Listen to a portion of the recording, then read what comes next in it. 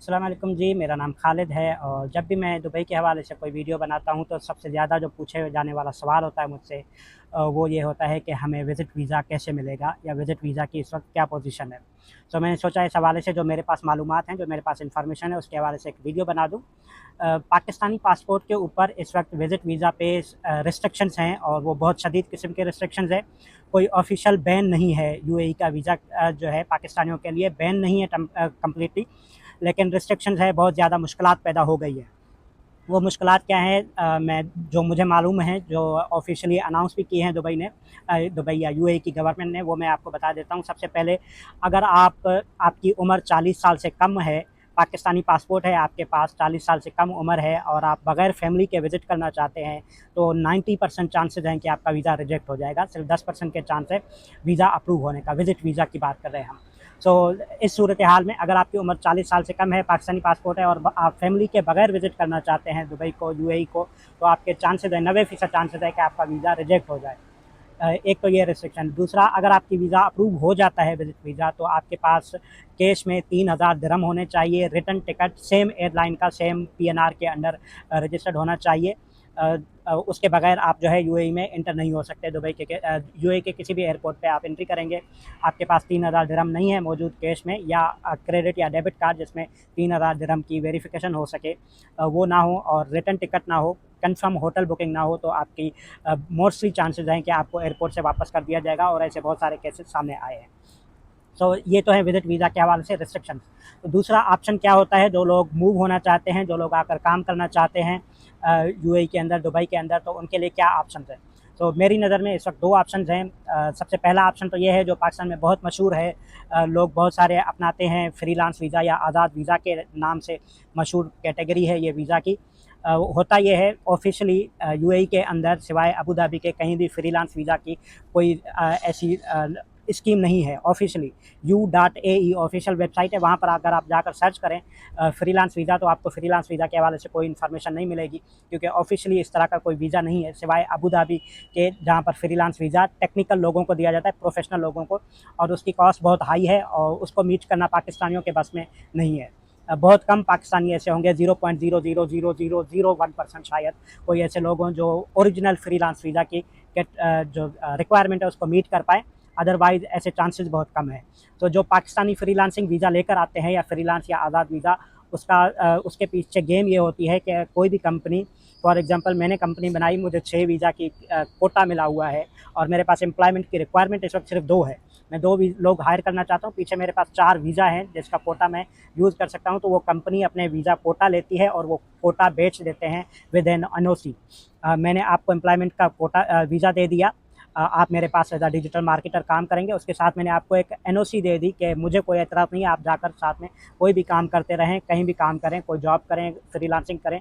तो ये basically freelance का वीज़ा होता है, जो पाकिस्तान में 8000 दिरहम में, 7000 दिरहम में लोगों को मिल रहा होता है। बेसिकली जो है, किसी भी कंपनी का एम्प्लॉयमेंट वीज़ा होता है विद एनओसी, के उस कंपनी को कोई एतराज़ नहीं है कि आप कहाँ पर काम कर रहे हैं, क्या काम कर रहे हैं। तो ये बेसिकली वीज़ा के पीछे गेम होती है। सो ये वीज़ा आप ले सकते हैं और ये लीगल है, कोई इलीगल काम नहीं है ये। लेकिन क्लियर कम्युनिकेशन होनी चाहिए कि कौन सी कंपनी दे रही है आपको वीज़ा, क्या उसकी टर्म्स एंड कंडीशन है, और वीज़ा के साथ क्या-क्या आपको पैकेज मिल रहा है। जो कुछ भी है वो क्लियर रिटन इन्फॉर्मेशन होनी चाहिए, किसी एजेंट के हत्थे चढ़ने के, जो सिर्फ़ पैसे लेकर आपको अधूरी इन्फॉर्मेशन दे रहे हैं या अधूरा काम कर रहे हैं, उनसे बच के रहें। लीगली किसी भी रजिस्टर्ड कंपनी से ले रहे हैं तो ये लीगल काम है, कोई इलीगल नहीं है, आप ले सकते हैं। बहुत सारे अरब जो खुद अपनी कंपनी बनाते हैं, 20-20 वीज़ा निकालते हैं, वो इसी तरह करते थे। आज़ाद वीज़ा का नाम होता था, फिर पाकिस्तानी और इंडियन आ गए तो उन्होंने नाम अपडेट करके फ्रीलांस वीज़ा रख लिया इस वीज़ा का। सो ये काम आप कर सकते हैं आसानी के साथ। दूसरा जो बेहतर ऑप्शन है, अगर आपके पास इन्वेस्टमेंट है, जो आपका अपना वीज़ा होगा ज़ाती, वो ये है कि आप अपनी कंपनी फ़ॉर्म कर लें, अपनी कंपनी बनाएँ।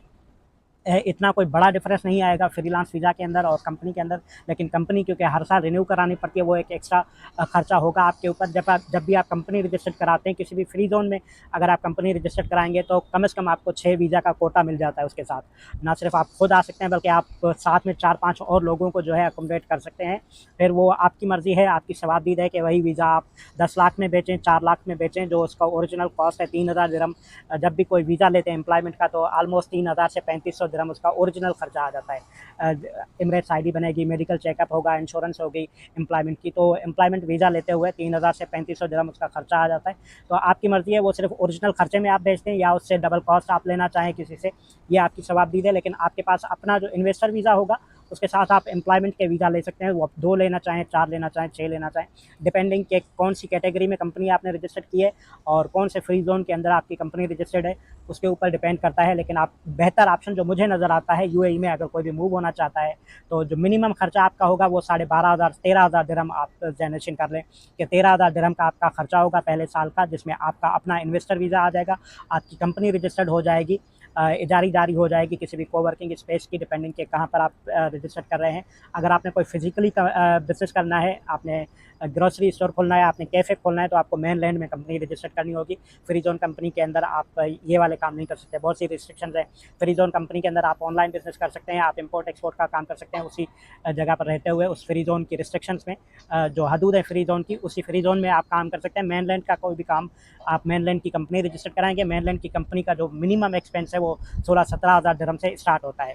तो डिपेंड कि आपको वीज़ा चाहिए रिहाइश के लिए, काम करने के लिए, या आपको आकर कारोबार करना है किसी भी मेन लैंड में, कौन सा कारोबार करना है, फिर ये डिपेंड करता है। सो मेरे हवाले से मेरी राय ये है कि अगर आपको वीज़ा चाहिए यूएई का, दुबई का, तो बेहतर ये है कुछ ज़्यादा पैसे लगाकर कन्फर्म करके अपनी कंपनी बनाएं, अपना बिजनेस स्टार्ट करें और उसी का वीज़ा ले लें। इन्वेस्टर वीज़ा आपको मिल जाएगा अपनी कंपनी का, आपके अपने नाम के ऊपर, उसके साथ आपको एम्प्लॉयमेंट का वीज़ा का कोटा मिलेगा, वो कोटा यूटिलाइज़ करके आप अपने एम्प्लॉय भी हायर कर सकते हैं, या आप किसी को वो वीज़ा जो है एज अ फ्रीलांस या आज़ाद वीज़ा ऑफ़र करके उनको यूएई बुला सकते हैं। इस हवाले से कोई भी सवाल हो तो आप मुझसे पूछ सकते हैं। उम्मीद है मेरी बात आपको समझ आ गई होगी। बहुत शुक्रिया।